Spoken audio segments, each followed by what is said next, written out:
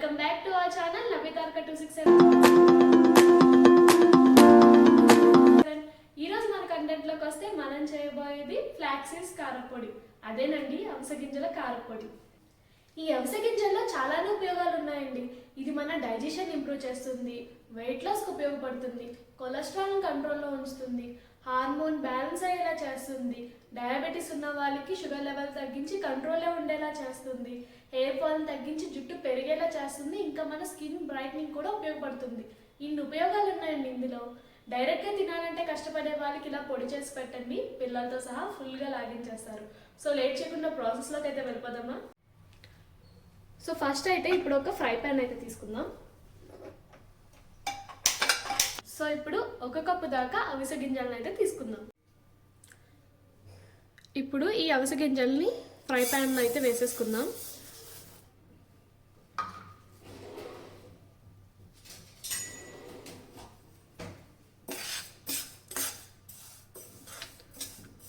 మంట లో ఫ్లేమ్లో మాత్రమే పెట్టి వీటిని ఫ్రై చేసుకోండి. టైం పట్టినా పర్లేదు, మంట మాత్రం లో ఫ్లేమ్లో మాత్రమే పెట్టుకోండి.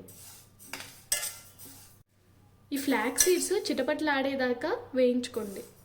హై ఫ్లేమ్లో కనుక పెట్టి వేయించితే పైన మాడిపోతుంది, లోపల గింజ వేగదు. సో లో ఫ్లేమ్లో మాత్రమే పెట్టి వీటిని వేయించుకోండి.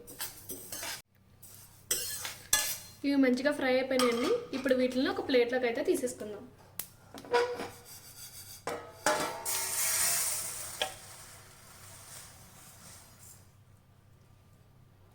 ఒక కప్పు దాకా ఫ్లాక్స్ సీడ్స్కి ఒక హాఫ్ కప్ నువ్వులు అయితే తీసుకోండి. వీటిని కూడా దోరగా వేయించుకుందాం.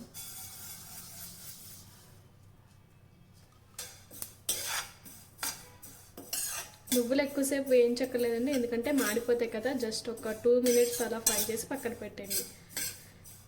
ఇంకా నువ్వుల గురించి ఉపయోగాలు మీకు తెలిసిందే కదా. నువ్వులు మన బోన్ హెల్త్కి చాలా ఉపయోగపడుతుంది. ఇందులో కాల్షియం ఫుల్గా ఉంటుంది కాబట్టి టేస్ట్ బాగుంటుంది, at the same time health కూడా. సో ఇవి కూడా ఇందులో ఇంక్లూడ్ చేద్దాం.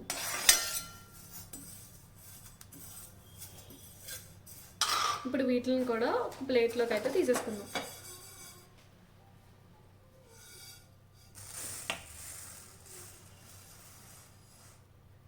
ఇప్పుడు ఒక పావు కప్ దాకా పచ్చిశనగపప్పును కూడా తీసుకుని దోరగా వేయించుకుందాం.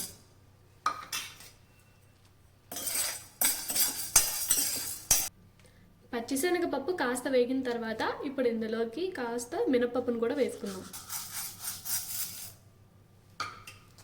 కూడా మంచిగా ఫ్రై చేసుకుందాం.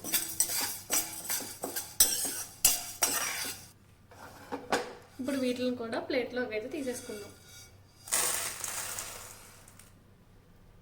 ఇప్పుడు 10 నుంచి 12 దాకా ఎండుమిర్చిని అయితే ఇందులోకి తీసుకుంటున్నాను. వీటిని కూడా మంచిగా ఫ్రై చేసుకుని పక్కన పెట్టేసుకుందాం.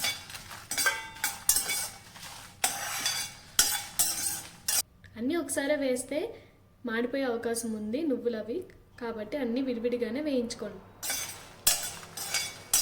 ఇంకా నీట్గా వాష్ చేసి పక్కన పెట్టుకున్న కరివేపాకును కూడా వేసుకోండి, ఒక గుప్పెడు.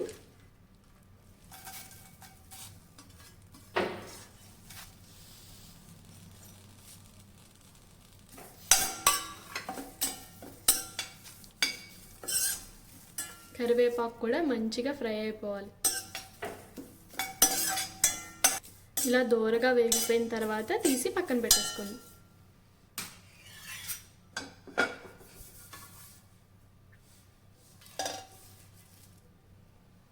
ఒక పావు కప్పు ధనియాలు,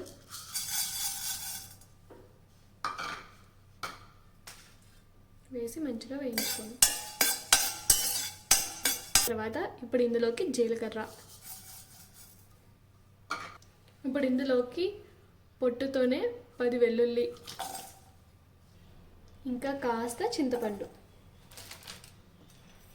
అన్నీ వేసుకుని మంచిగా ఫ్రై చేసుకోండి. ఇప్పుడు వీటిని కూడా చక్కగా ప్లేట్లోకి అయితే తీసేసుకోండి.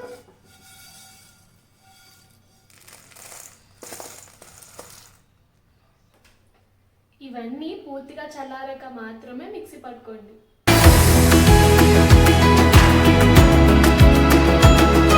ఇప్పుడు ఒక మిక్సీ జార్ తీసుకుందాం, అందులోకి ఇవన్నీ వేసేసుకుందాం.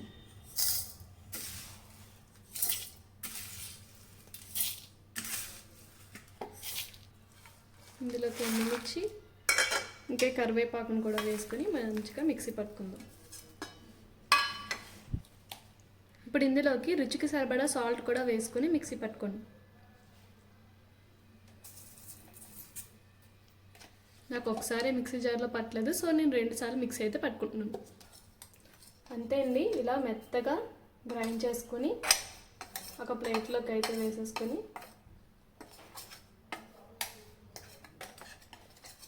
ఒక బాక్స్లో అయితే స్టోర్ చేసుకోండి.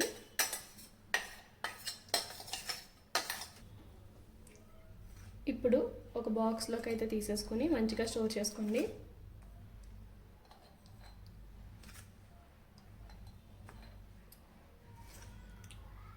వేడివేడి అన్నంలోకి ఇదో పడి వేసుకొని కాస్త నెయ్యి తగిలించి తింటే టేస్ట్ అయితే చాలా బాగుంటుంది. డైలీ ఒక్కసారైనా దీన్ని తినండి.